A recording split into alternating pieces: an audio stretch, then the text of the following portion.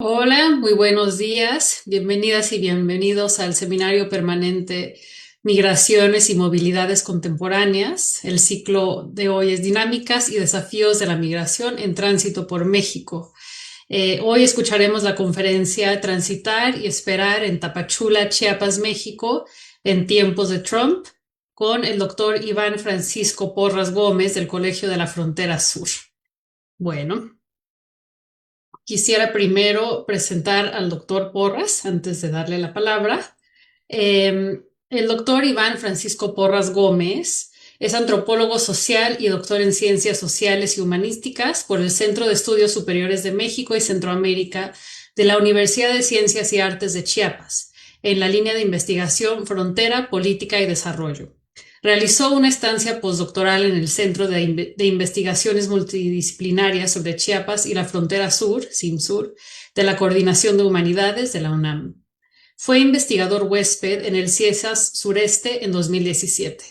Ha realizado estancias de investigación en Chile y Colombia. Obtuvo el reconocimiento a la excelencia académica por el Instituto Mexicano de Juventud, IMJUVE, y su tesis doctoral fue acreedora del primer lugar en el séptimo concurso nacional de tesis sobre juventud, en la categoría doctoral en el 2015. Asimismo, obtuvo el reconocimiento de mejor proyecto de investigación de posgrado por la Universidad de Ciencias y Artes de Chiapas, 2009. Sus investigaciones se han centrado en analizar la vida cotidiana de las y los jóvenes migrantes retornados de Estados Unidos a Las Margaritas, Chiapas, municipio ubicado en la frontera sur, así como los estudios de migración internacional en el sureste de México. En los últimos años, sus intereses se han centrado en estudiar las relaciones entre el Estado, los jóvenes y las violencias en el sur de México y Centroamérica, para entender por qué y en qué condiciones están siendo expulsados de sus lugares de origen y su tránsito por el país. Asimismo, ha estudiado la vida cotidiana de jóvenes solicitantes de la condición de refugio en Tapachula y recientemente trabaja en documentar algunos procesos culturales fronterizos en la región. Bueno, ahora vamos a escuchar al doctor Porras. Pueden poner en el chat sus preguntas y después de esta presentación voy a leer algunas de las preguntas y le daremos la palabra otra vez al doctor Porras para que nos responda. Bueno, muchas gracias y adelante, doctor Porras.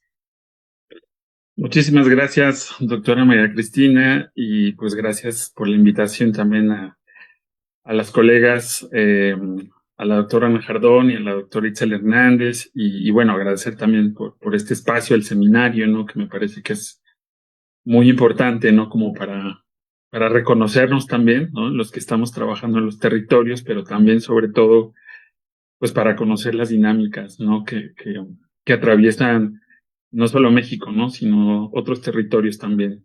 Y bueno, también agradecerle pues a las instituciones convocantes del seminario. Pues primero yo les quiero presentar un trabajo, digamos, que ha sido un poco, saben, como habitante también de la frontera, ¿no? Vivo en Tapachula y también eso me ha permitido de pronto también observar de pronto ciertas dinámicas, ¿no? De cómo a veces llega momentos que hay algunos, eh, pues, una temporalidad un poco caótica, ¿no? Entre tantas cosas, ¿no? Que suceden en un espacio, ¿no? Es como Tapachula, ¿no? Y también, pues es un trabajo que he ido como siguiendo, ¿no? Y documentando a través, pues sí, de la observación, ¿no? A través como de entrevistas, ¿no? Con las solicitantes de protección internacional, también un trabajo, pues, hemerográfico, ¿no? Y pues también de diálogo con otras y otros colegas, ¿no? Que nos situamos, ¿no? De pronto en Tapachula, ¿no? Sobre todo con algunos colegas de ahí de la institución. COSUR, y que creo que eso también me ha servido como para pensar, ¿no? ¿Qué es como lo que ha dejado, ¿no? Como esta eh,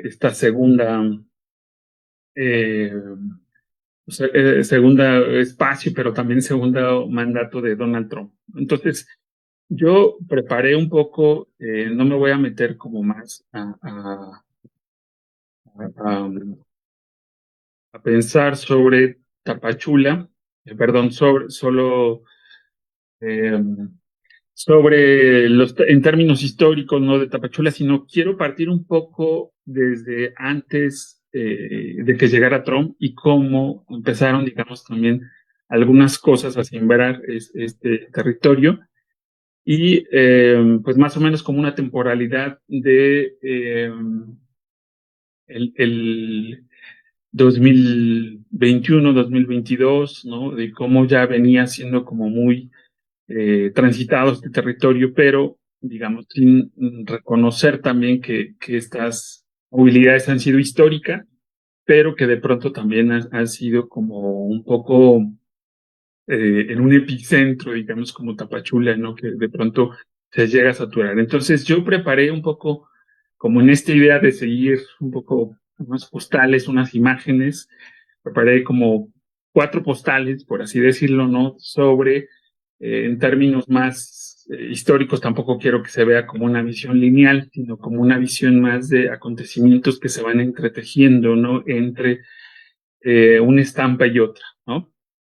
Entonces, bueno, las 4 postales, en una primera propongo pues ver esto de avanzar como se pueda, y me gusta para esta idea también pensarlo más como de esta, de Feldman Bianco, ¿no? Como con esta idea de cómo los sujetos migrantes contemporáneos implica reconocerlos desde la dinámica, pero también desde lo contingencial, ¿no?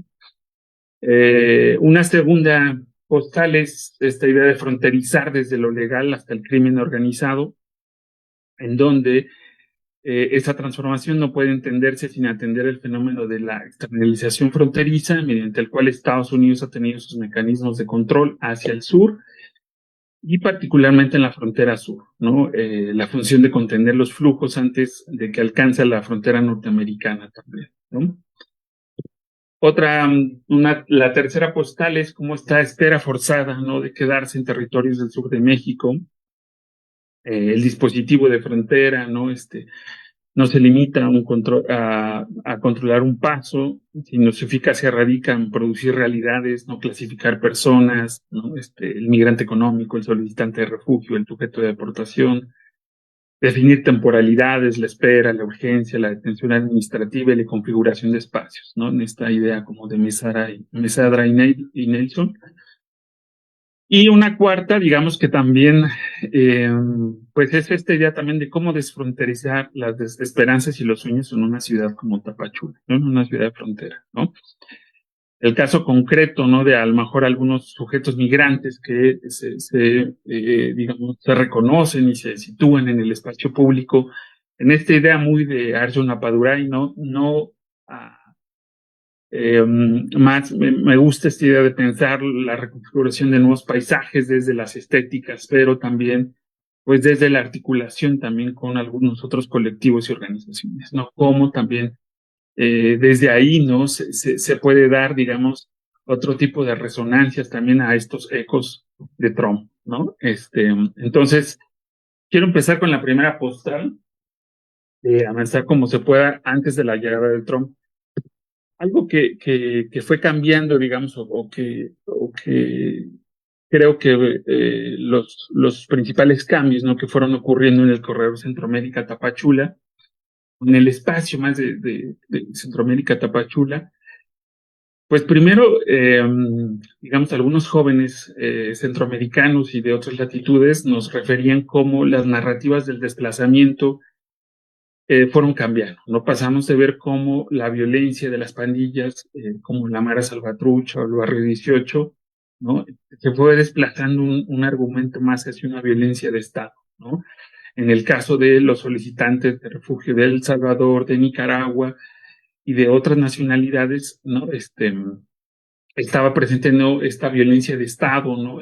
Como el caso del estado de excepción en Nicaragua, la violencia de Estado, el estado de excepción de El Salvador y la violencia de Estado en Nicaragua, ¿no? Entonces, esa narrativa, digamos, se fue construyendo también en cómo también no es que las pandillas hayan desaparecido, sino que también se fue construyendo otra narrativa, pero sí las encontramos en el caso de algunos jóvenes hondureños y guatemaltecos, ¿no?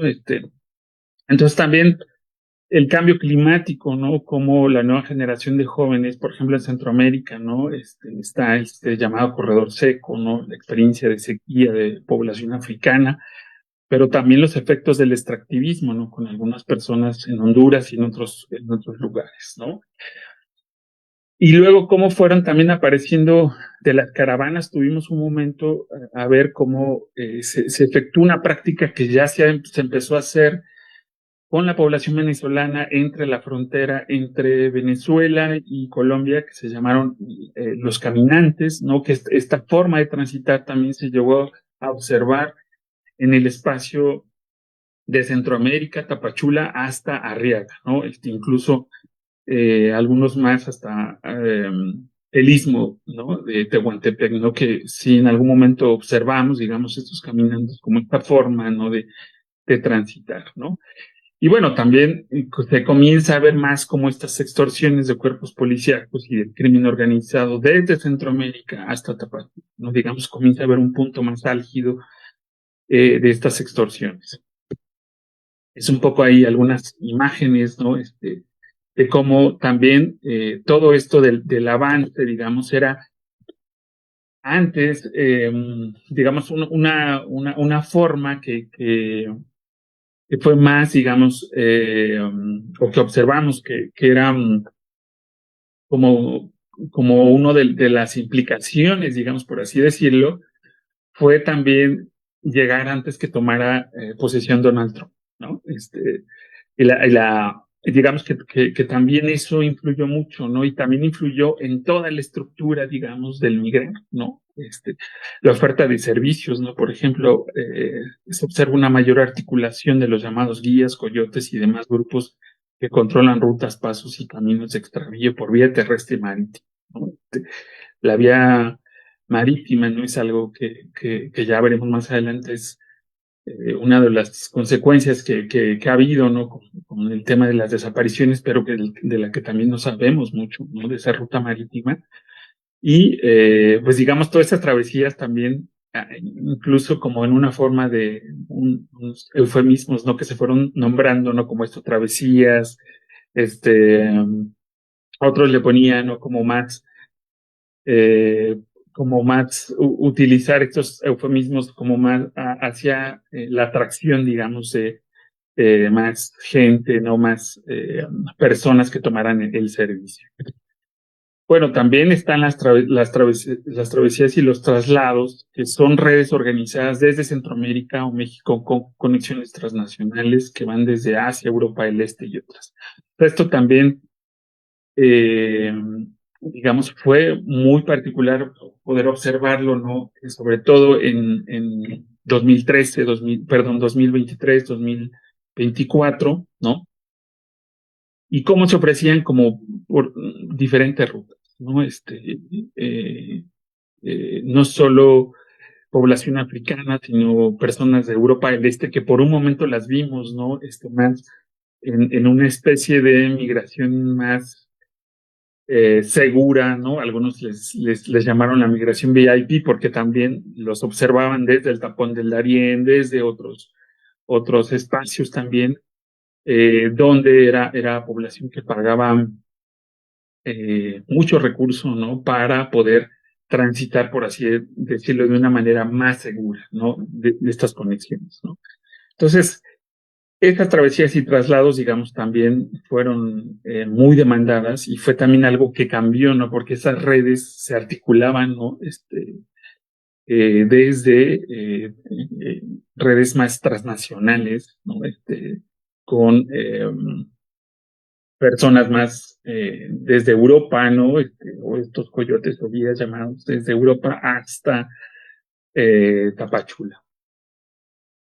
Bueno, otra cosa que observamos también, toda esta infraestructura al migrar, pues fueron los hoteles, ¿no? Localizar un hotel migrante a menudo coincide con localizar a un coyote, un guía, ¿no? Como esto ya lo veíamos, como en Tijuana, en ciudades del norte, ¿no? Pero también los pudimos observar más en Tapachula, que digamos no era una vía, pero sí era como una forma de localizar, ¿no? O ya se sabía que venía con con coyote a alguna persona que se hospedaba en cierto hotel o en ciertos hoteles de la ciudad. Bueno, los métodos para acceder a esta información, pues el WhatsApp o grupos de Facebook de diversas nacionalidades, como grupos cubanos en Tapachula, que eso es un grupo aquí que se ha extendido, ¿no? Hay grupos en Tapachula en muchas ciudades, ¿no? Que van creando estas redes.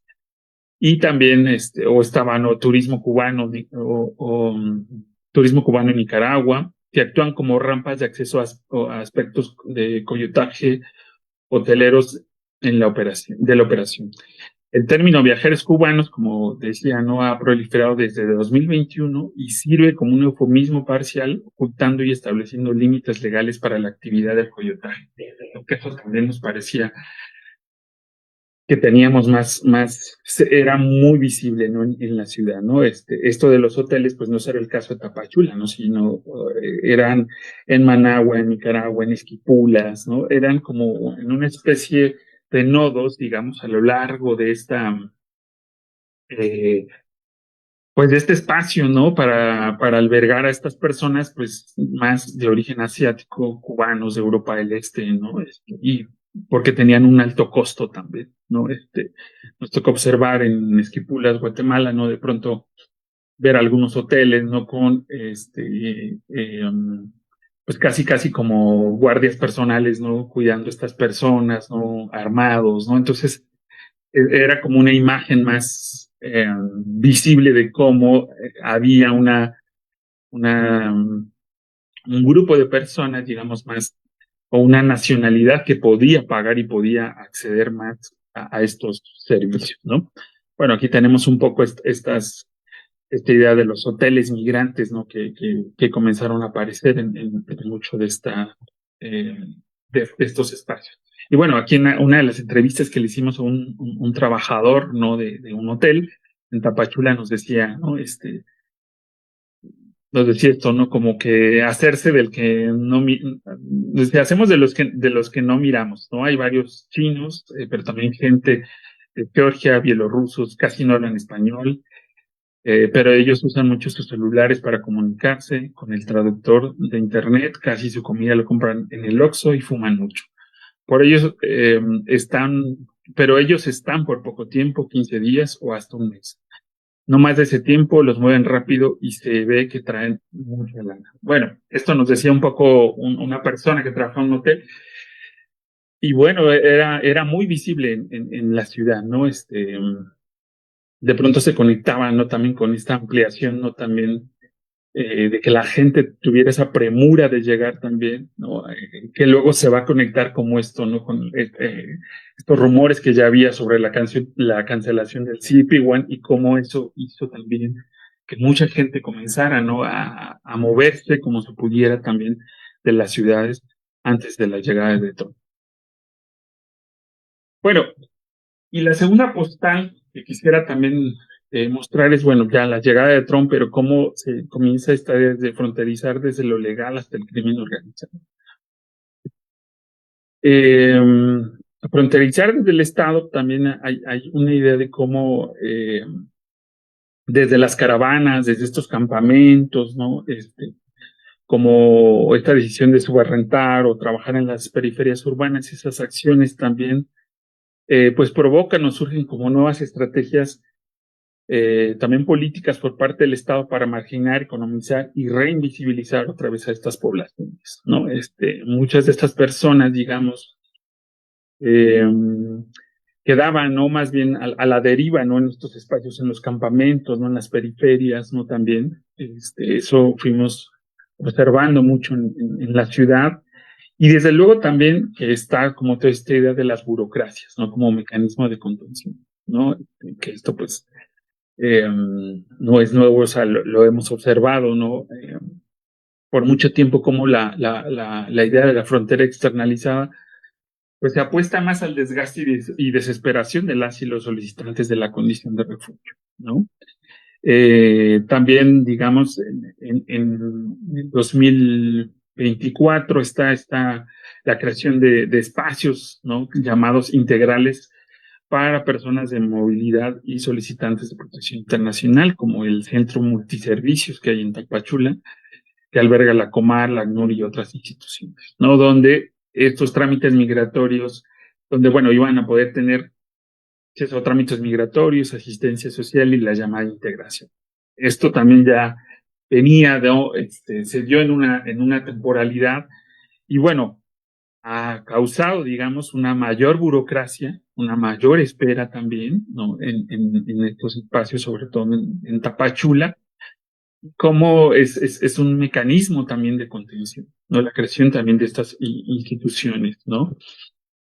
Y bueno, a la par de esta creación de estas nuevas instituciones, pues comienza la aparición de nuevos intermediarios en el trámite de protección internacional, que son los abogados y gestores jurídicos, ¿no? Esto no lo teníamos en Tapachula, o si bien habían pocos, digamos, antes de la llegada de Trump, también esto como que se agudizó más, ¿no? Personas que, bueno, para no quedarse como un año, entre 8 meses hasta un año, acudían abogados o gestores jurídicos también para evitar pues estas 20 o 30 firmas, ¿no? Que es como más o menos un año o a veces un poco más de esperar en la ciudad.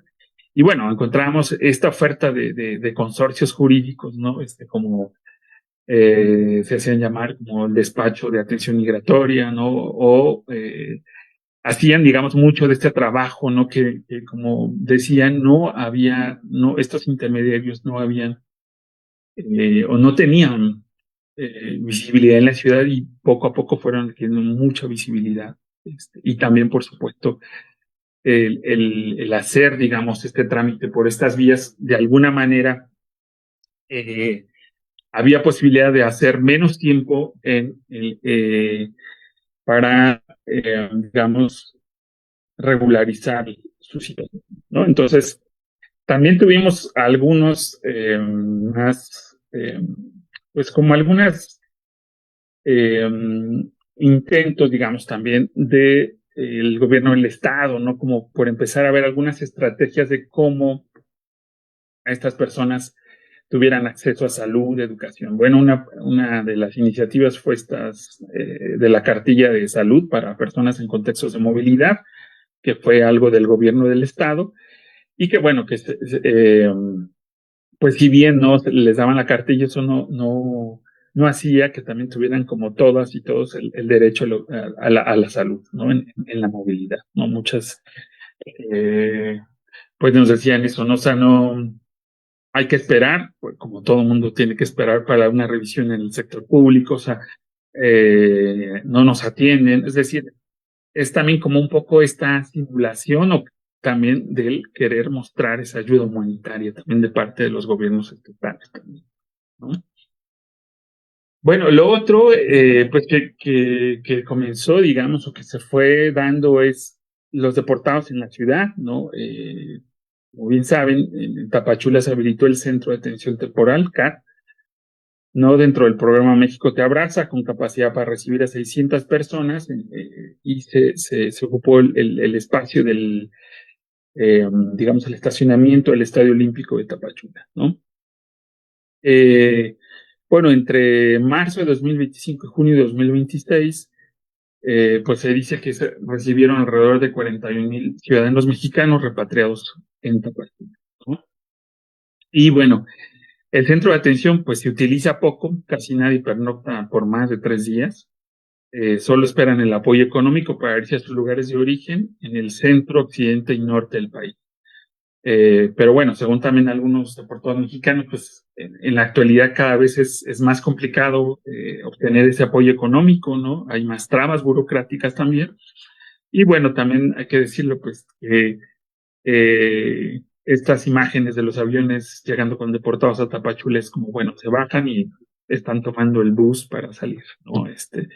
Y volver a intentar, bueno, en el caso de los mexicanos, ¿no? En el caso de algunos extranjeros sí es una situación un poco más complicada, más dramática, porque sí los observamos también ya como deambulando, ¿no? En la ciudad, sobre todo nos ha tocado ver como personas de la tercera edad, ¿no? Algunos cubanos ya más en situación de calle en Tapachula, ¿no? sin documentos, sin papeles y con digamos, con pues una situación muy compleja, ¿no? Al querer como salir de ese espacio y al querer irse a otro espacio, al no tener ningún documento, ¿no? Y también para el trámite de la solicitud de protección internacional. Entonces, digamos, en el caso de los extranjeros, sí, sí es algo más complejo, ¿no? En lo que refiere a los deportados. Bueno, digamos, entre 2024, ¿no? 2025 también está mucho esto de la disputa de los cárteles, ¿no? En la frontera sur, que también es algo que no habíamos visto, ¿no? En ciudades como Tapachula, ¿no? En las ciudades de frontera, ¿no? La disputa de cárteles mexicanos y el arreglo entre grupos criminales por controlar la ruta, pues cambia el panorama nuevamente, ¿no? Las y los guías, coyotes y otros tienen que pagar la extorsión para seguir trabajando, o también hay una articulación con cárteles mexicanos, ¿no? También estos cárteles mexicanos empezaron a controlar muchos pasos, muchas rutas, ¿no? Eh, Estaba también el tema del aumento de secuestros y trata de personas migrantes que por diversos grupos criminales en la frontera sur, invisibilizar esto llegó también que se invisibilizara también mucho la situación desde el gobierno federal, estatal y municipal, ¿no? Es decir, eh, había también como una migración ordenada, controlada y extorsionada, ¿no? Pero que le establecieron los cárteles de la frontera sur, una idea muy que ya conocemos, ¿no? Pero creo que esa fue una tarea que por algún momento sí los cárteles, bueno, siguen haciendo todavía, pero con poca visibilidad, pero siguen, digamos, controlando ciertas rutas. En este sentido, pues también nos llegó otra cuestión, pues bastante fuerte, que han sido las desapariciones de personas en movilidad, en contextos de movilidad.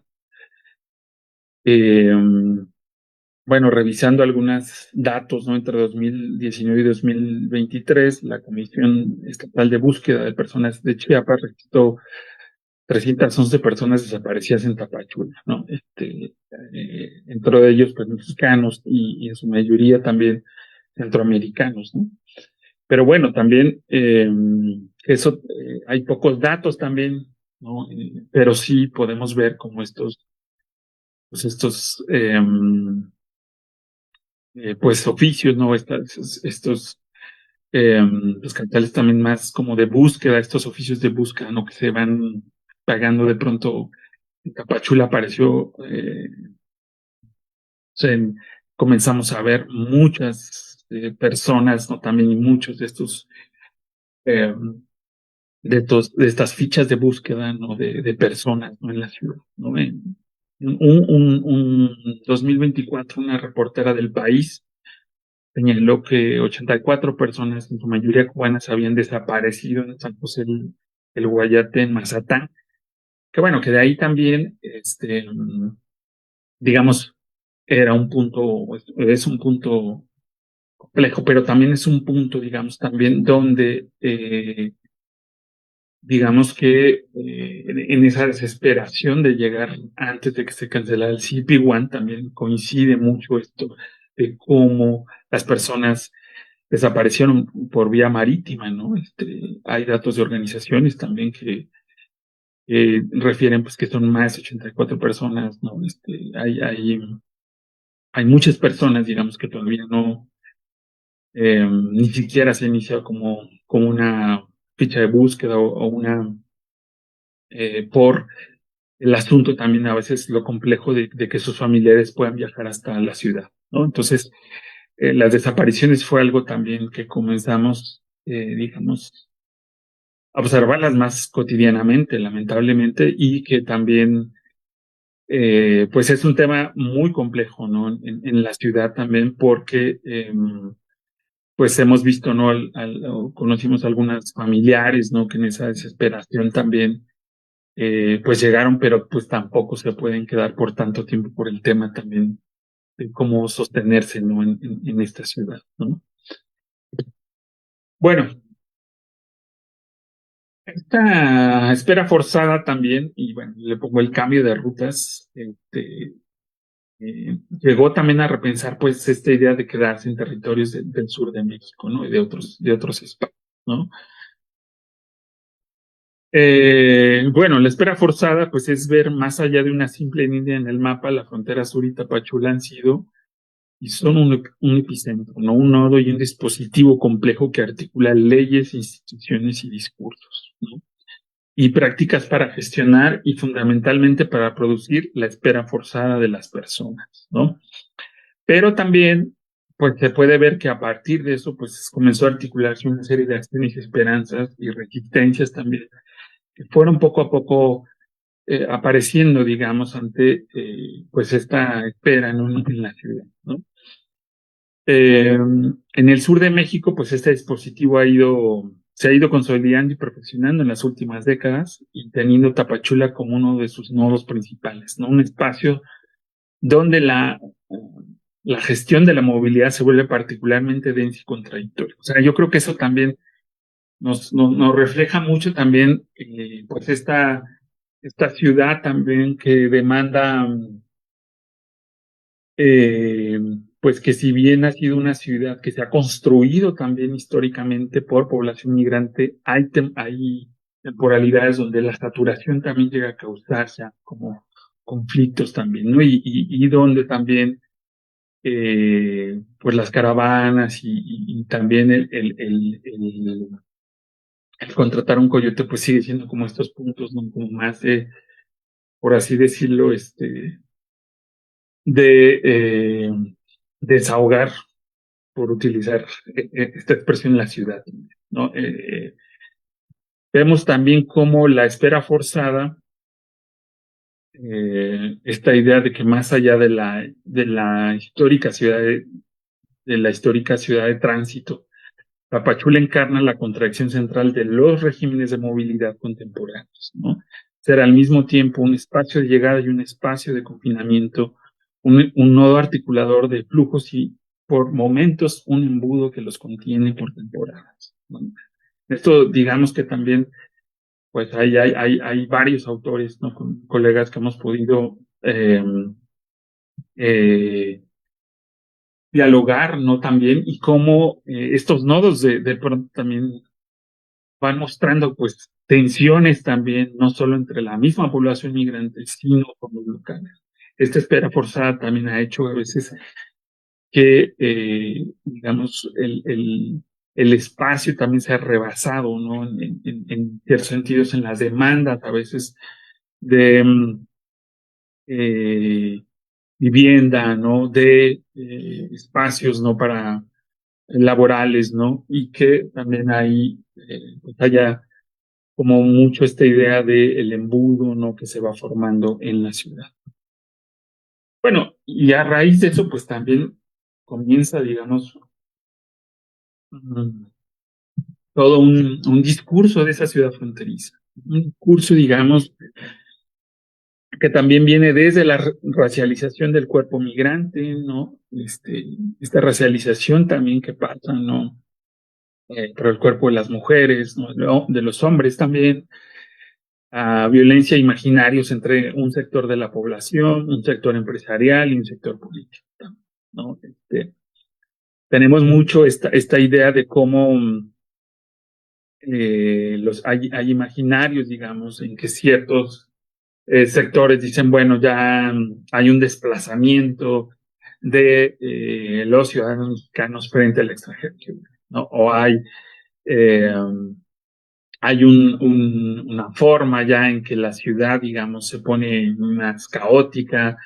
O sea, esos discursos permean también, digamos, mucho de esta racialización y son estos discursos que se generan en una esfera cultural y en otras más también, ¿no?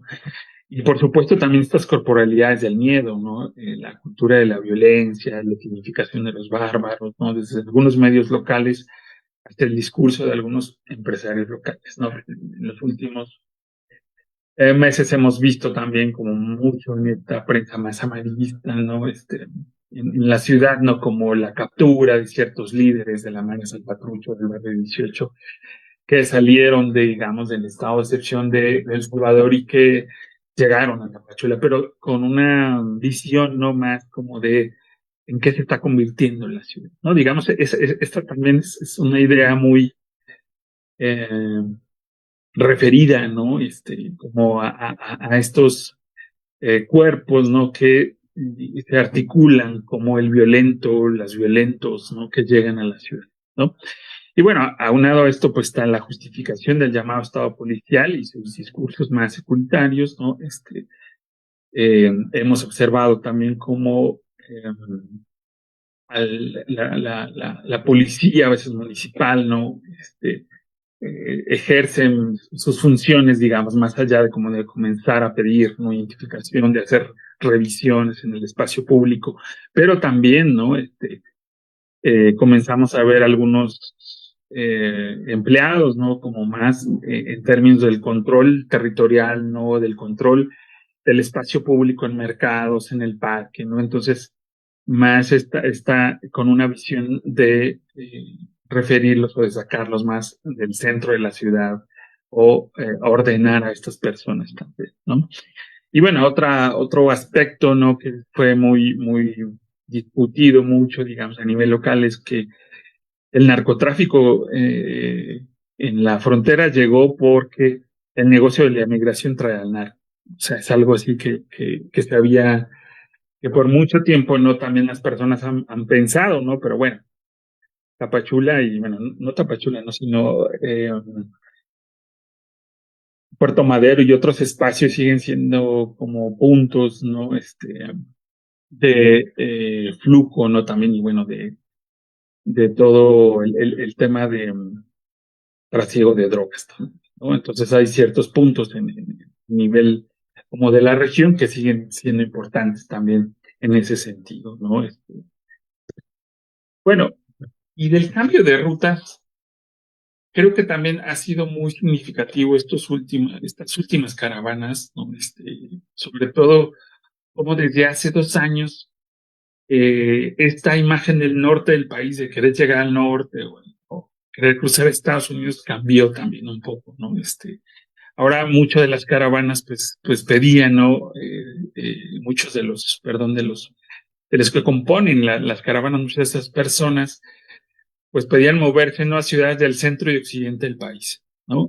Que eso, digamos, fue también un cambio, digamos, en cómo se fue viendo, digamos, a otras ciudades, bueno, pensando en la Ciudad de México, el Estado de México, ¿no? Puebla, ¿no? Cómo, digamos, la temporalidad de la movilidad de las personas solicitantes de protección internacional, pues fue cambiando, ¿no? Algunos ven a Tapachula como una ciudad, sí, con poca actividad laboral, pero que se puede sobrellevar la vida. Es decir, que comparado con algunos amigos o familias que están en otras ciudades, dicen, bueno, es más barato allá, el clima también, por supuesto, puede parecer muy hostil en Tapachula, pero también eh, hay otras ciudades, ¿no? Como decía, del centro del país, ¿no? Y otras que fueron apareciendo nuevamente, como Yucatán o Cancún, donde parecía que se tejía otra red ahí, eh, sobre todo de personas cubanas, ¿no? Para obtener más recursos, ¿no? Y seguir fortaleciendo las redes. Creo que eso también ha cambiado, digamos, hemos visto también cómo estas caravanas a veces, las últimas, si bien han sido pues no tan numerosas como las que vimos de 2018-2019, siguen, ¿no? Intentando, digamos, esta movilidad, pero también ahí ya las autoridades, digamos, han apostado al desgaste. Saben que ya difícilmente van a avanzar y que al final van a optar por o regresarse o volver a Tapachula, es decir, o aceptar lo que les ofrecen en el camino, ¿no? Digamos. Eso ha sido ya como también algo que las últimas caravanas han mostrado, pues por el desgaste también de avanzar, digamos, en esta ruta costera también, que es muy complicado. Bueno, más allá de Trump, también como que la espera forzada se vive de manera diferente en Tapachula, digamos. Algunos tienden a verla mejor, otros no la pasan bien o vive como se pueda, nos decían. La esperanza es sobrevivir mientras llega el momento de partir a Estados Unidos o Canadá. Las formas de habitar esta ciudad fronteriza depende también de las redes con las que se cuenten, pero también del capital social, económico y hasta cultural.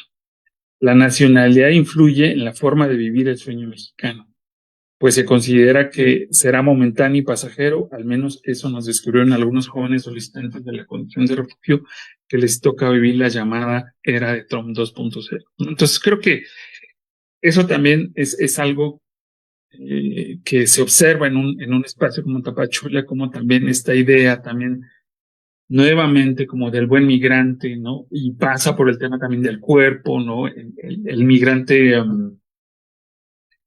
no sé, que tiene una diferente corporalidad, que es guapo, ¿no? Frente a ese migrante, por así decirlo, que le toca estar en la construcción, le toca estar en el trabajo agrícola, o la que puede ser la hostel, la que puede ser la mesera. Es decir, también, ¿no? Por ahí pasa un tema, pues también de la corporalidad, ¿no? De esta idea también de quién es el buen migrante y también el que trabaja, el trabajador. Y digamos, está también, ¿no?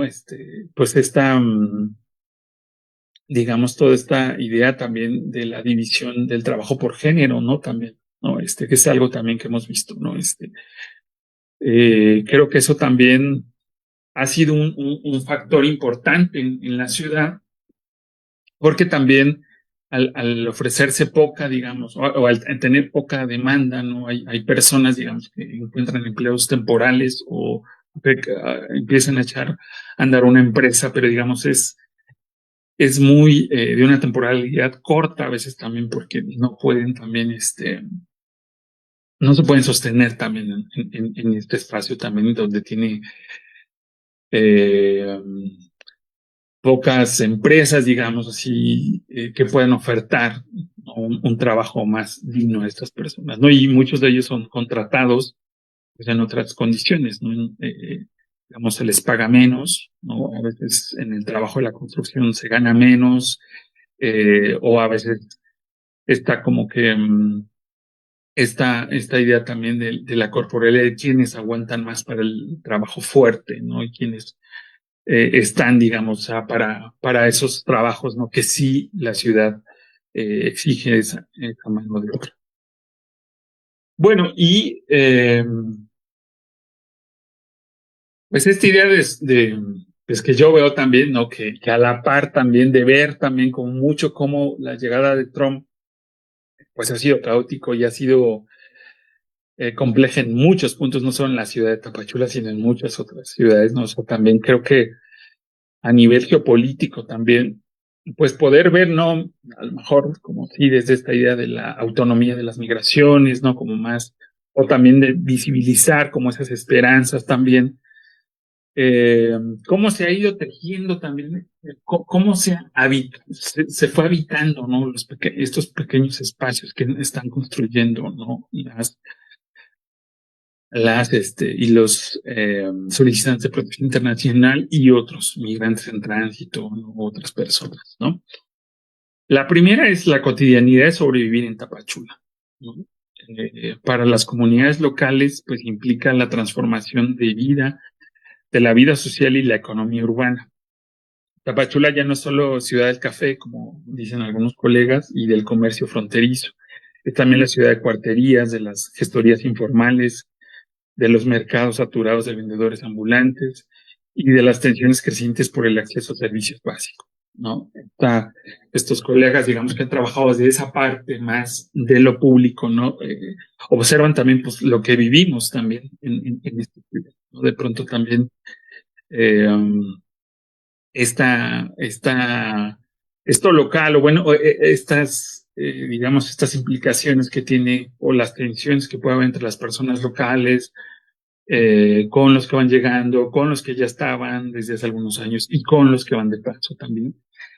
Pero creo que también lo que se observa son como nuevas formas de solidaridad vecinal y organizativa, que buscan tejer lazos de hospitalidad en medio de esa precariedad, ¿no? Por ejemplo, a veces vemos también cómo estas formas de solidaridad puede ser en el intercambio, a veces como bueno, yo puedo cuidar a tu hijo mientras tú vas a trabajar al mercado o vas a trabajar a la estética o vas a trabajar, no sé, en X trabajo. Y bueno, ya tú me das algo, también me puedes dar algo en especie. Es decir, también estas cuestiones se van arreglando también, ¿no? En esta forma también de sobrevivir también. Y también se van como articulando también con algunas personas locales, porque también es eso, ¿no? Hay muchas personas locales, digamos, que también han encontrado de estas formas ¿no? más organizativas con la población migrante, ¿no? Que no todo es como esta xenofobia y racismo, sino también que hay como un poco pues, de solidaridad, ¿no? También en estos espacios, ¿no? Y bueno, aquí yo también pondría cómo hay que repensar algunos espacios, ¿no? Por ejemplo, una cuestión que he venido, pues, no solo yo he venido, sino también muchos han señalado, es que dejar de ver a Tapachula se le conoce, ¿no? Como la perla del Soconusco, ¿no? Y eso parece ser como un eslogan del territorio próspero, pero próspero para un sector empresarial y político, ¿no? Pero pues hay que entender las dinámicas de la ciudad fronteriza y los sujetos que la habitan por medianos y largos periodos. O sea, históricamente Tapachula se ha construido por la mano de obra migrante como muchas otras ciudades de frontera. Entonces también eso creo que a veces, si solo nos referimos mucho como a este eslogan más de la ciudad próspera, de la ciudad, como se vende desde el Estado, pues invisibilizamos mucho de estas personas, digamos, que han creado toda esa infraestructura y toda esa estructura de mantener una ciudad de frontera, ¿no? También está la importancia de entender el espacio público, ¿no? Mirar a las y los jóvenes, perdón, mirar a las y los migrantes en tránsito, solicitantes de protección internacional sobre los modos de tomar y habitar la ciudad. La calle, la morada pasajera, me parece que también eso ha sido importante, ¿no?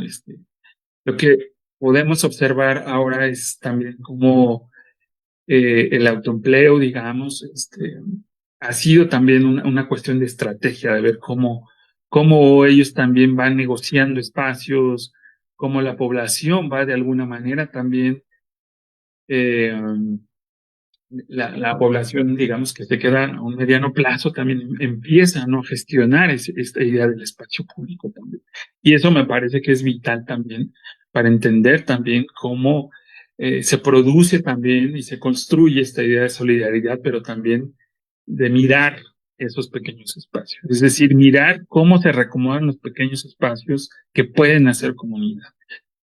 Un ejemplo también de lo que yo he trabajado son las barberías. Los barberos, por ejemplo, también la barbería es como una especie también, un pequeño nicho del que se puede hacer comunidad, se van haciendo redes, o actualmente tenemos las redes de los repartidores, que eso ha sido interesante también en la ciudad, como que eso es un trabajo itinerante. Lo vemos desde Sudamérica hasta, bueno, en las grandes ciudades, pero ese trabajo, digamos, hay una organización, a veces trabajan para un patrón que es local, pero también a veces eh, se las ingenian para comprar una moto, tienen un vecino mexicano que les puede sacar la moto para sacar los papeles y trabajar, ¿no? Ya sea en Didi o en estas otras aplicaciones o en pequeños, organizan, digamos, hay un caso, digamos, que he seguido de un grupo, digamos, de repartidores cubanos, que se llama Cubamex, ¿no? Entonces, ellos van, digamos, han tomado un poco también esta idea de la ciudad, llegan a conocer más la ciudad que nosotros que vivimos ahí también. Y bueno, también está el trabajo de la construcción, que es algo en que la mayoría que es otro trabajo itinerante, donde se van pues reacomodando algunas de estas personas, ¿no? Y que a veces eso les hace también pues vivir o habitar cerca de los espacios donde hay una construcción o donde pueden hacer también un poco el sentido de comunidad. No quiero romantizar estos espacios, digamos, pero para mí también creo que es importante observarlos también.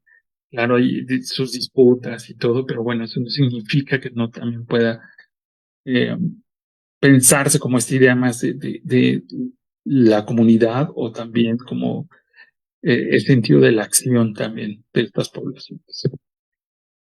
Y como les decía, ¿no? Las estéticas, la música, la diversidad, ¿no?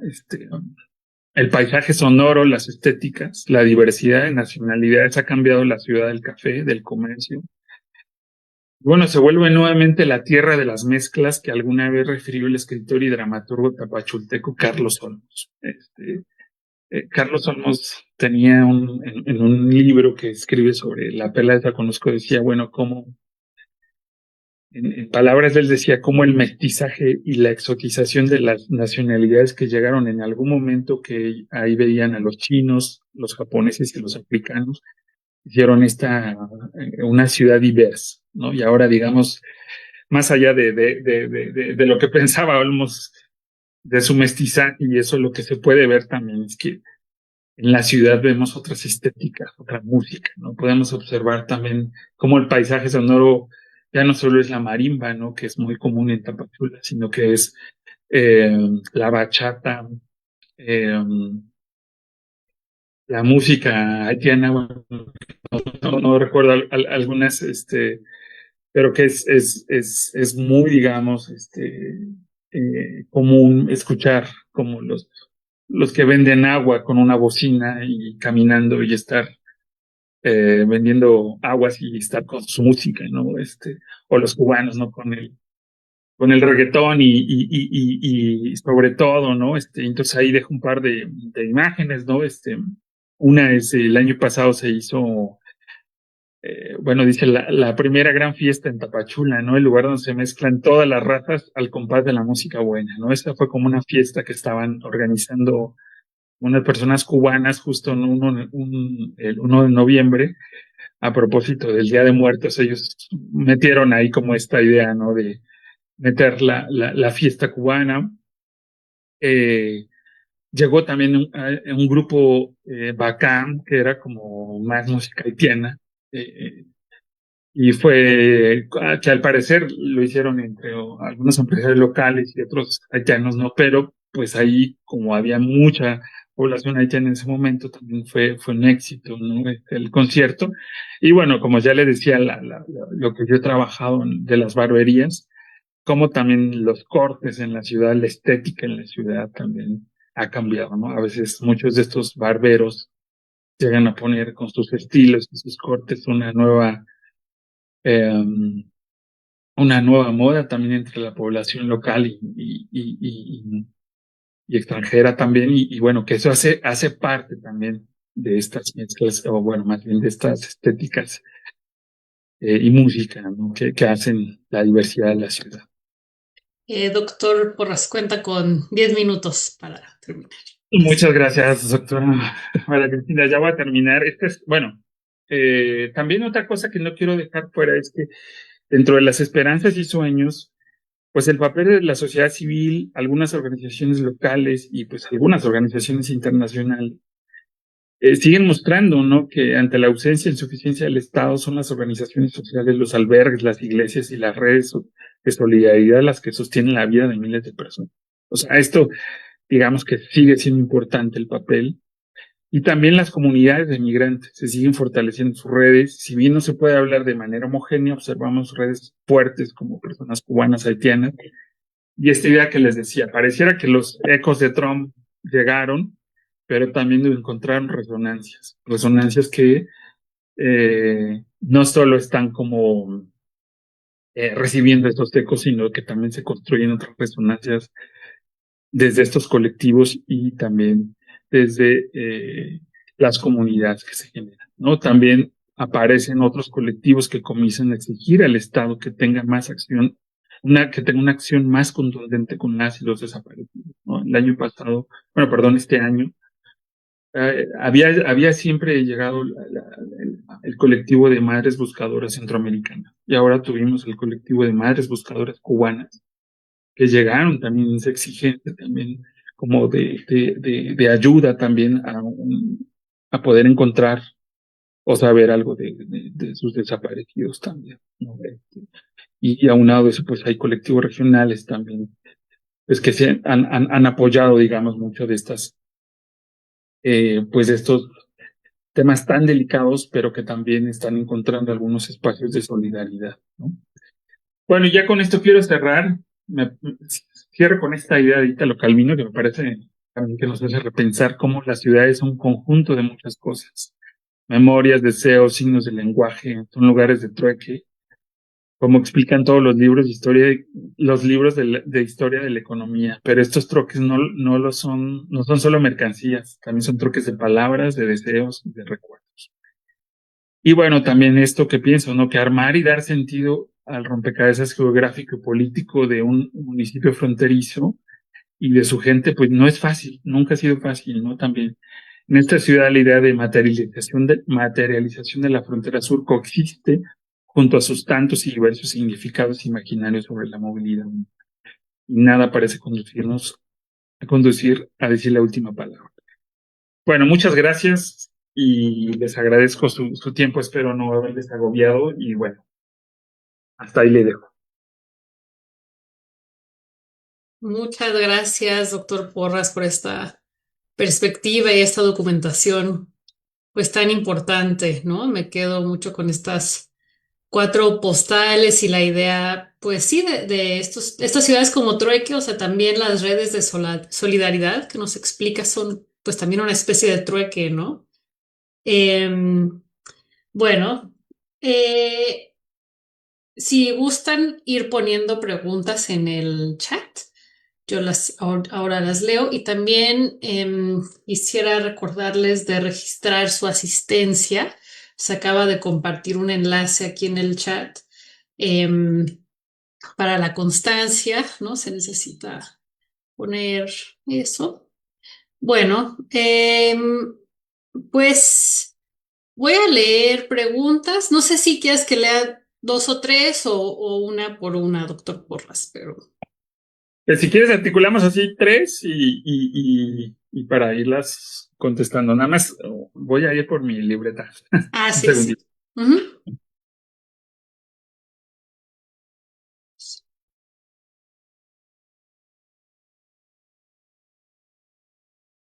Listo. Ok, primero voy a leer una pregunta de Jimena Suárez. Dice, ¿qué ha cambiado en Tapachula como espacio de tránsito y espera durante los últimos años? ¿Y cómo viven las personas migrantes la incertidumbre derivada de los tiempos prolongados de espera?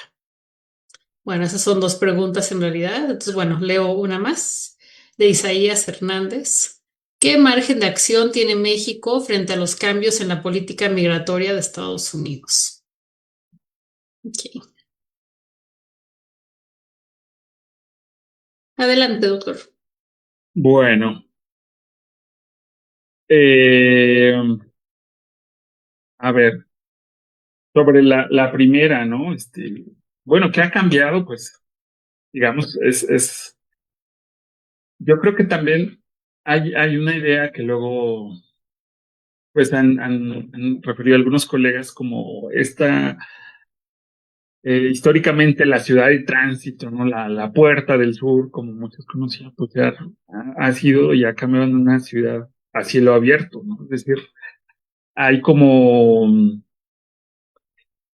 el tránsito, digamos, sigue siendo un lugar, ¿no? Pero también sigue siendo una ciudad geoestratégica para también de pronto mostrar a lo mejor lo efímero que puede ser o lo caótico que puede ser las políticas migratorias mexicanas, ¿no? A veces Tapachula puede ser un reflejo también de eso, cómo se activa, digamos, una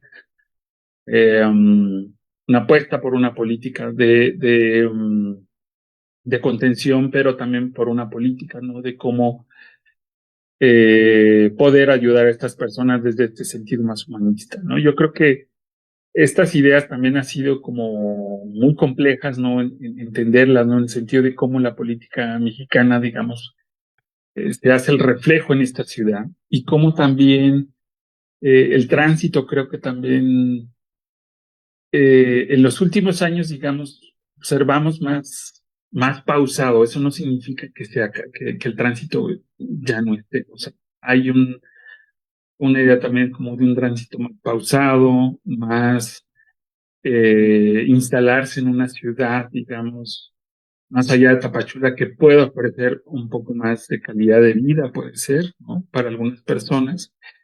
Y en la espera creo que sí, vemos, a ver, como sí un cambio también en cómo las personas, digamos, pueden llegar a habitar una ciudad. Este hecho de habitar también es muy importante, ¿no? Porque a veces como que pensamos, bueno, mm, a veces me cuesta pensarlo solo como leía de algunos otros colegas, como decir, bueno, es la ciudad cárcel. O sea, pensar solamente como en la ciudad cárcel, a veces no llegamos a ver como más estas acciones un poco desde desde la organización de estas comunidades, ¿no? Eso no con eso digo que de pronto también la ciudad sí me gusta más esta idea del embudo y no pensarlo como la ciudad cárcel, ¿no? Porque también la vemos como con cierta temporalidad. Hay de pronto temporalidades donde la ciudad, ¿no? Se ve saturada y otras donde vemos que, bueno, hay un vacío, ¿no? Entonces creo que también, nuevamente, como que para mí ha sido importante ver como sí el lado de la violencia, pero ver su contracara. O sea, también, no solo quedarme como con esta idea de la violencia y del recibir, recibir, recibir, sino del hecho de cuál es como esa contraparte, contracara también de las comunidades que van generando, que se van reagrupando en esa espera. Creo que eso también eh, pues ha cambiado, ¿no? La gente también a lo largo digamos, de esta temporada de construir sus redes ha generado mucho más información, ha generado muchas más estrategias. Y eso me parece también que es un factor ahí de por así decirlo, una acumulación más de experiencia, ¿no? Desde lo económico, lo cultural y otras cuestiones que han ido dejando, digamos, las personas que han pasado por esta ciudad a los que han ido llegando en los últimos años. Y recuérdame la otra, María Cristina, la tercera, por favor. Sí, ¿qué margen de acción tiene México frente a los cambios en la política migratoria de Estados Unidos? Híjole, bueno, yo ahí soy un poco escéptico, no sé, como que, pues yo encuentro también como que hay poco margen, ¿no? También, uno esperaba también más, ¿no? De una posición, digamos, un poco más, por así decirlo, autónoma, ¿no? Pero viendo también el vecino de arriba, ¿no? Frente a la presión, todo este discurso arancelario, todo este discurso también como eh, más violento, creo que es poco el margen, ¿no? Que tiene, ¿no? Y yo lo que siento ahí que hace falta a veces es como que no hay una articulación a veces como desde la visión hay una visión muy centralista, ¿no? Sobre la frontera sur, ¿no? Ese es también el mismo estado, ¿no? Y me refiero al estado de Chiapas y el ámbito municipal. Pareciera que no hay una buena coordinación, o pareciera que también están en medio de esa vorágine de cambia un poco la perspectiva y tienen que cambiar ellos rápidamente algunas acciones que hacían, ¿no?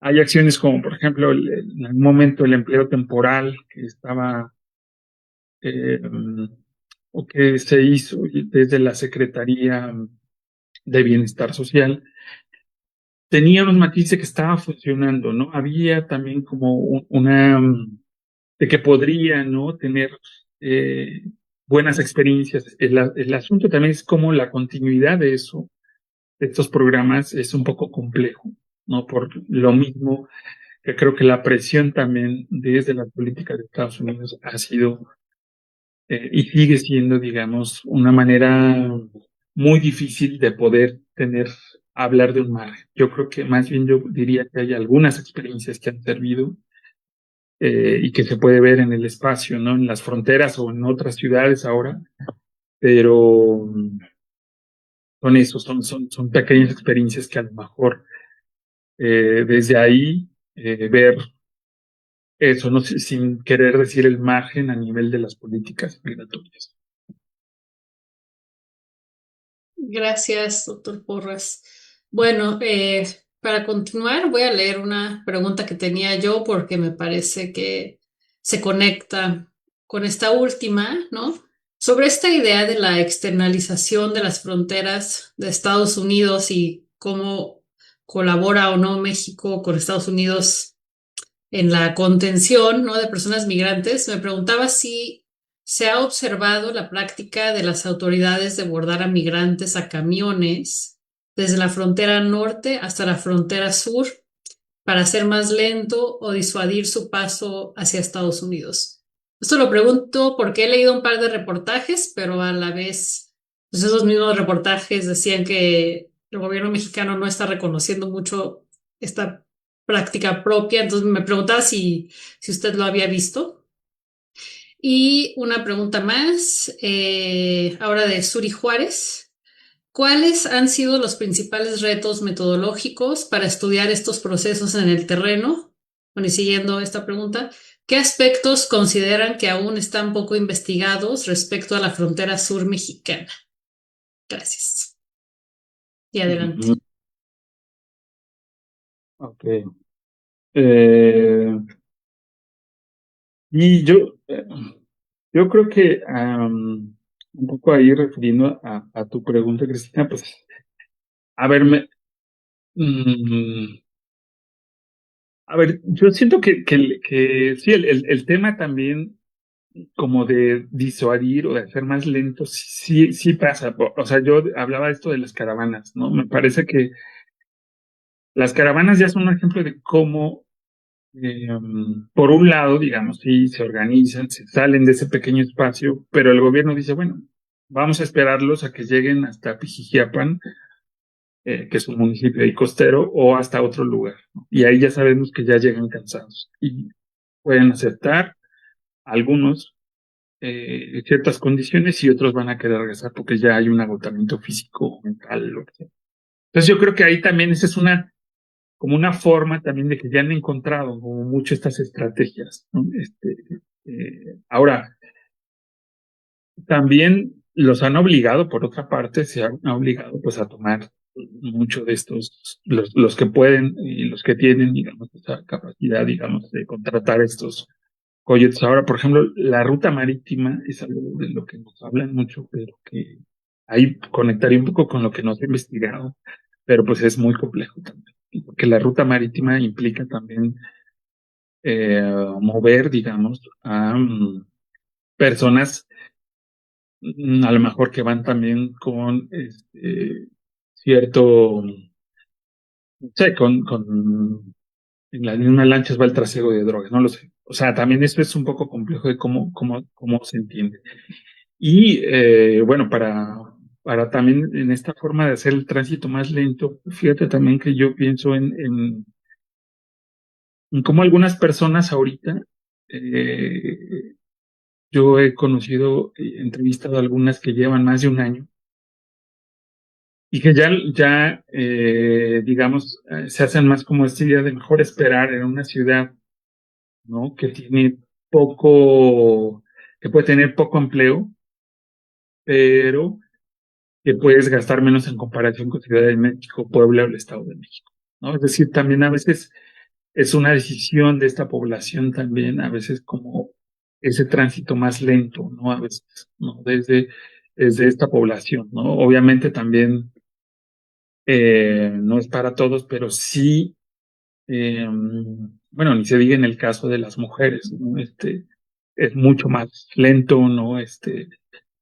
hay también como esta, esta práctica a veces también, ¿no? De los camiones, ahora ya se hace menos, pero por ejemplo, me tocaba ver como yo viajaba a veces de Tapachula a San Cristóbal y habían ciertos retenes que ellos como que se hacían de la vista gorda y de Fampa, pero ya sabían que en el de Huehuetán, que es otro municipio donde hay un retén, ahí sí o sí los bajaban. Es decir, a veces también las autoridades migratorias tienen como, no sé, como los hacen pensar, bueno, ya llegué, estoy pasando bien los retenes, pero hay ciertos retenes que no se van que ya no la van a librar. Y lo otro, siento también que a veces en algún momento la policía, este famoso cuerpo policíaco de élite, ¿no? Que hicieron en Chiapas, denominaban los pacales, comenzaron a tener otras funciones también, ¿no? De querer también entrar a la función, pues, de contener a la población migrante, ¿no? Y ellos también sí te bajaban del camión, o sea, hacían revisiones exhaustivas a veces a los camiones de carga, ¿no? O sea, esto creo que también ha hecho, pues, que se piense en esta temporalidad más de esta población y también eh, en cómo puede ser más lento también, ¿no? Yo diría eso, ¿no? Y sobre cuáles son los retos metodológicos, pues yo creo que es complejo también, como yo lo que me parece también que he visto o que he aprendido más bien es, de pronto a veces llegan en una ciudad pues, como Tapachula, ves que inicia, digamos, se forma una caravana, está el tema de la saturación de la ciudad, en fin, pueden haber muchas cosas y que lleguen otras, ¿no? Creo que a veces si las vemos solo como pues procesos así rápidos, no olvidamos un poco también esta parte histórica también. A mí me parece que para mí me ha servido ver cómo es el proceso de Trump, digamos, también como habitante de la ciudad, pues me ha servido, ¿no? Como ver un poco a mediano plazo, ¿no? Cómo ha sido esta llegada de Trump, desde antes hasta ahora que tenemos, ¿no? Entonces, un poco esta visión más histórica también, por así decirlo, me parece que es un reto seguirlo, porque también, pero, pero sí sirve mucho de pensar también en mucho, no sé, como llegar 10 días o 15 días y observar eso y de pronto observar, no sé, el tema de los desaparecidos, pero sin mirar también como eh, algo más histórico que ha sido, ¿no? O sea, de pronto cuando apareció el tema de los desaparecidos, perdón, cuando apareció el asunto de las desapariciones de cubanos, pues se pone como si eso hubiera sido el primer escenario de desapariciones que hemos tenido. Y no, pues también hemos tenido desde hace mucho a las y los centroamericanos. Entonces creo que también ahí ese es un reto, es decir, que no mirar las cosas así, no mirar los procesos desde una óptica de lo rápido, de lo efímero, ¿no? Sino también poder articularlo, ¿no? Como con otros, con algo más histórico, poder articularlo también. Eh, pues no sé si decirlo como desde abajo, pero sí con algunas prácticas más desde esta población eh, migrante, ¿no? Y bueno, también, pues está el tema también a veces del idioma, ¿no? Porque pues también es una población muy diversa, no solo hay chilenos, cubanos, hay congoleños, nigerianos, ¿no? Esa parte de la población africana y otros más. Entonces también esa parte, ¿no? Eh, es un reto metodológico, pero también es un reto también para las mismas poblaciones. También a veces prefieren ser como más en esta idea para salvaguardarse, ¿no? Como más pasar desapercibidos en la ciudad. Y eso también es un tanto complejo, ¿no? Cómo llegar a veces a ciertas nacionalidades también. Y bueno, de lo que no se ha investigado, pues sí, yo creo que hay muchas, siento también que tenemos ahí un tema pendiente con las segundas generaciones ya de nacidos en el sur de México, ¿no? Centroamericanos o otras nacionalidades que no sabemos nada, pero que también rearticula ahí un nodo, una red. Pues está el tema también de los desaparecidos, pero eso es un tema muy complejo, ¿no? Que pues como habitantes también de la ciudad, desde pues nuestras capacidades, pues sí, la vemos como un tanto compleja, pues porque vivimos a veces ahí por temas de seguridad, ¿no? Eh, y un tema también ahora, pues es, sí, también como a lo mejor estas redes, esto que decía de cómo se transita en la vía marítima, creo que no sabemos nada de eso, o sabemos muy poco más bien. Y creo que sí es una ruta ahora por la que está avanzando mucha población, pero también es una ruta muy peligrosa y la que sabemos también pues que hay ciertos puntos donde se vuelve muy complejo y también donde también está el tema de desaparecidos, pero tampoco se tocan, ¿no? Temas también de seguridad. Yo diría, lo dejaría hasta ahí como con esa pregunta. Muchas gracias. Bueno, voy a leer también un par de comentarios. Susan Cruz dice, en Tamaulipas, un deportado mexicano esperó 2 semanas para el apoyo económico. Supongo que esto es sobre México te abraza, ¿no?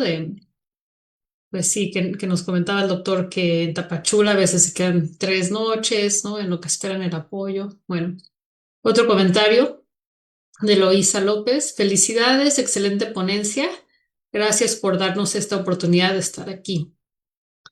Y voy a leer una pregunta más y después la puede contestar, doctor, y le damos la palabra a Valentina Capelletti para que haga una pregunta en viva voz. Bueno, Arturo Preciado Guerra pregunta, ¿la tendencia a la continuidad al fortalecimiento de la frontera sur con las dinámicas que ya conocemos cambiará la idea de habitar Tapachula de manera permanente? Mm. Yo creo que, ay, bueno, em, puede ser también que este fortalecimiento, bueno, quizás ahora lo que vemos también es como esa, pues como digamos, toda esta control de la frontera, ¿no? México, Estados Unidos, bueno, más de Estados Unidos, digamos, también sí creo que cambia un poco esa subjetividad también en cómo la gente, vaya, el discurso del sueño americano parece haberse suspendido un momento, ¿no? Y entonces también hay también eh, como ciertas redes, ¿no? Por ejemplo, me gustó mucho alguna vez, escuché, ¿no? Se hizo una presentación en el Museo de Tapachula sobre la migración de franceses a la ciudad, ¿no? Y bueno, habían varias, bueno, la mesa estaba algunas personas que son segunda generación, digamos, de estas personas que llegaron libaneses, franceses también, ¿no? Y una de ellas refería mucho a cómo a ellos también en alguna temporalidad les tocó vivir de otra manera esa llegada y cómo ahora también había que entender y cómo había que observar la llegada de toda esta población migrante. O sea, si bien había ahí, digamos, tenía claro, ¿no? Que también era diferente en términos contextuales, creo que también sí vemos un cambio, digamos, en esta forma de pensarse en una ciudad como Tapachula, no de todos, pero por ejemplo, hemos visto ya algunos haitianos, sobre todo, que tienen un negocio, un pequeño restaurante de comida haitiana, que ya llevan varios años, ¿no? Algunos barberos también que ya llevan varios años. Y ellos mismos han dicho, bueno, pues de ir a Estados Unidos y de trabajar en lo que sea, y yo aquí pude cumplir mi sueño de tener un restaurante o de ser barbero, pues me voy a esperar un rato acá, no sé hasta cuándo. Pero sí hay un cambio también en esta forma de cómo habitar la ciudad. Y también a partir de lo laboral también, y a partir, siento que también de las relaciones que se empiezan a tejer con nosotras y otras que habitan la ciudad, ¿no? Por ejemplo, pues ya se ha visto, ¿no? Algunas personas, ¿no? Que de pronto, no sé, se casan o tienen noviazgos con mexicanos, mexicanas, ¿no? Como de otras nacionalidades, que a lo mejor ahí también puede cambiar la idea ya de habitar un poco más la ciudad, ¿no? Pero creo que también me parece que esta pausa también no es que toda la gente se quiera quedar en Tapachula, ¿no? Son personas que creo que han encontrado eh, un espacio donde pueden y están haciendo lo que ellos querían, ¿no? Como tener un trabajo o tener su propio negocio, ¿no? Quizás ellos sí tienen otra diferente perspectiva, ¿no? Y pues mientras sigamos viendo este fortalecimiento, pues creo que también por lo difícil que es llegar, ¿no? A Estados Unidos, creo que seguiremos viendo no solo en la ciudad de Tapachula, sino en otras más, como esta idea de habitar la ciudad o habitar el espacio por un tiempo indefinido. Podría decir eso. Muchas gracias, doctor.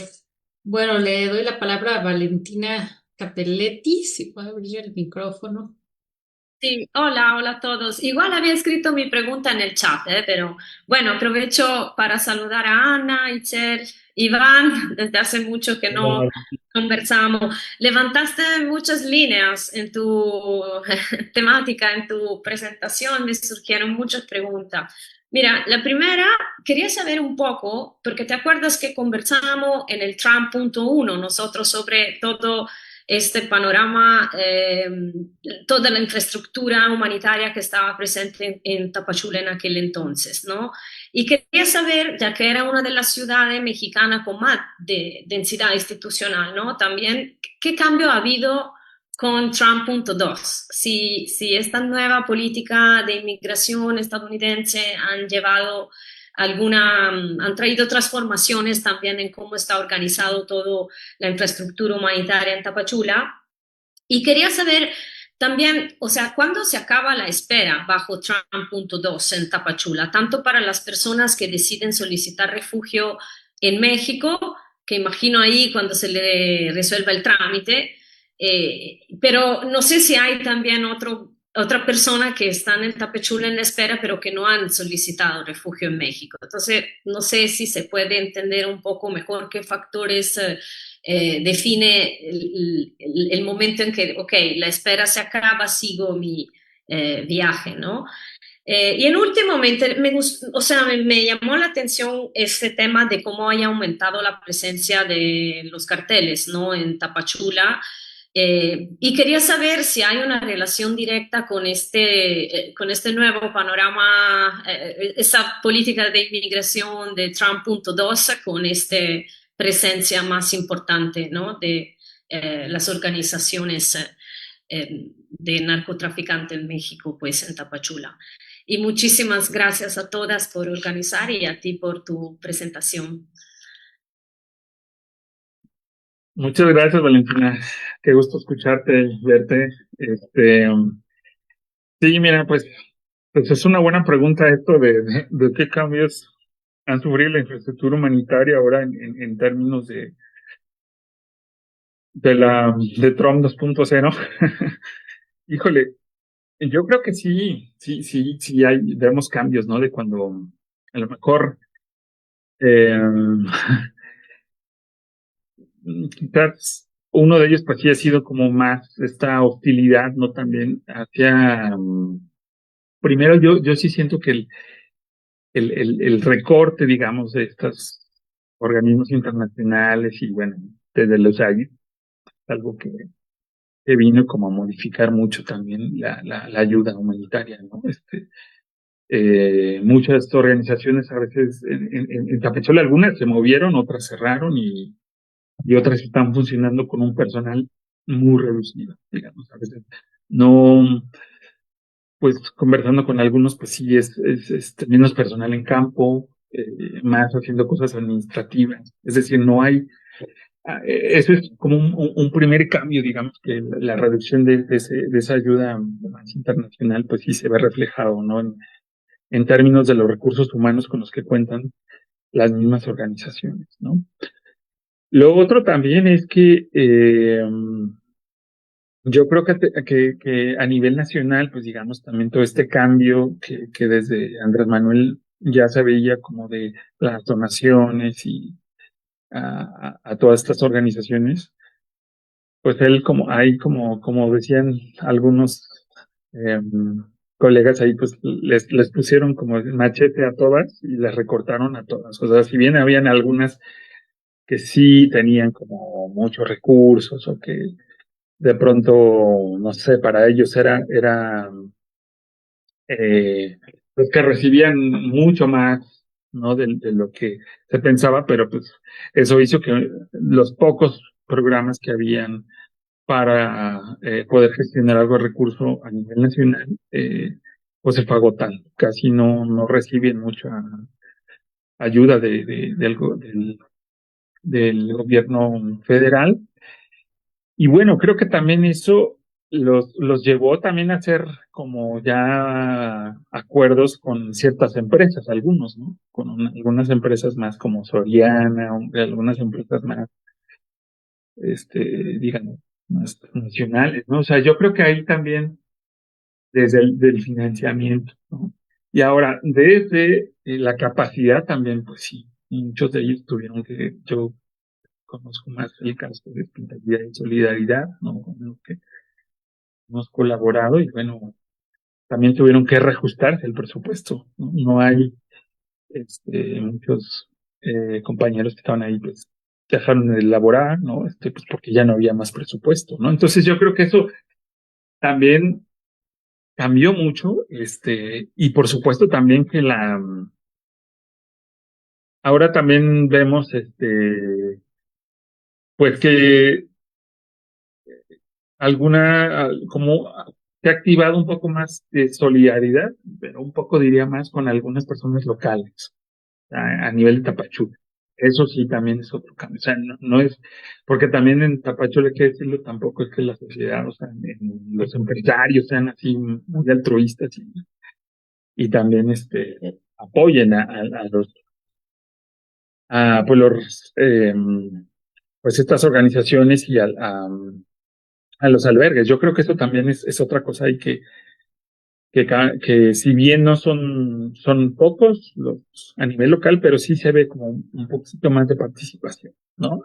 Entonces yo creo que eso en la infraestructura humanitaria sí me parece que sí fue cambiando en esta temporalidad de Trump.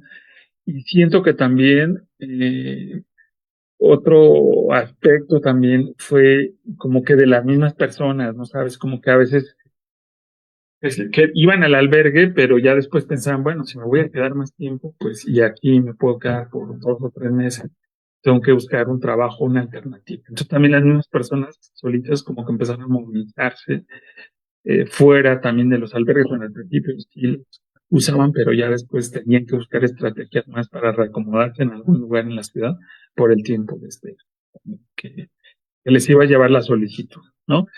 Creo que eso también es algo ahí que cambió. Bueno, y sobre la segunda, o sea, ¿qué determina cuando la espera, ¿no? En Tapachula. Eh, mm, pues yo creo que también hay personas, digamos, que no, es decir, que no están por todo el agobio también de esa burocracia, a veces ya no están solicitando protección internacional. Y bueno, de pronto en Tapachula pueden encontrar un espacio como intermedio también en poder estar mientras también se puede avanzar. Lo que yo siento también que, y bueno, esto es mucho la demanda de las caravanas también en los últimos años, es la sobresaturación también ya que hay en Comar frente a los procesos. Ah, y eso también los está llevando a, bueno, como las últimas caravanas, muchos de ellos tenían, ¿no? Un inicio, una solicitud de protección internacional, pero pues llegan a cansarse también. Entonces yo creo que eso también los ha hecho, como decía, si bien a veces ya no son tan numerosas, pues a algunos se les llega a desgastar demasiado, ¿no? Entre la espera burocrática. Creo que eso también es algo por lo que deciden suspender y irse. Y bueno, de algunos, pues, digamos, continúan, pero pues ya saben, ¿no? Que tienen que llegar a las 30 o más firmas y eso será un año o más de un año. Y entonces creo que también ya están como en otra, digamos, es como si se programaran para otra temporalidad también que tienen que hacer. Creo que eso sería un poco, ¿no? Y te diría también que más se determina por este desgaste burocrático también. Y también eh, para algunos, digamos, es de lo que sí también se habla poco. O sea, el caso, digamos, que a mí me parece más complejo ahorita es ver los deportados que están llegando a Tapachula y que son muchos de la tercera edad. Ese caso es bien complejo porque, ¿sabes? Llegan sin documentos, a veces no pueden ni siquiera iniciar el trámite de protección internacional. Y a ellos sí los ves en situación de calle y con temas de salud mental que quizás muy fuertes, ¿no? Aparte, son personas, digamos, se han agrupado, ¿no? Algunas personas, pero sí son como los casos más complejos que vemos en la ciudad y que ellos sí no pueden iniciar en el trámite y están así como esperando y solicitando ayuda, ¿no? Sus embajadas y, bueno, por supuesto, la mayoría vemos son cubanos y sí es muy, muy complejo lo que están pasando los deportados. Eh, Están, bueno, más los extranjeros que están llegando, creo que me parece sí, una situación muy compleja. Muchas gracias. Bueno, pues con eso ya concluyeron las preguntas y los comentarios. Le agradecemos de nuevo muchísimo, doctor Porras, por esta excelente conferencia, que sí nos aporta una perspectiva con todo este trabajo, ¿no? De campo, toda esta observación, cosas que a veces no nos llegan, ¿no? A quienes estamos en otras latitudes. Bueno, quisiera también hacerles la invitación a seguir asistiendo al seminario permanente Migraciones y Movilidades Contemporáneas. La siguiente sesión será el 12 de agosto con el doctor Daniel Villafuerte Solís del Centro de Estudios Superiores de México y Centroamérica. Y después habrá todavía una sesión más el 9 de septiembre. Puse el cartel en el chat para quien lo quiera consultar. Bueno, pues muchísimas gracias, doctor Porras. Con esto ya cerramos el seminario de hoy. Muchas gracias, gracias, colegas, y bueno, pues también gracias de nuevo por la invitación al seminario y bueno, pues hasta pronto, que estén bien.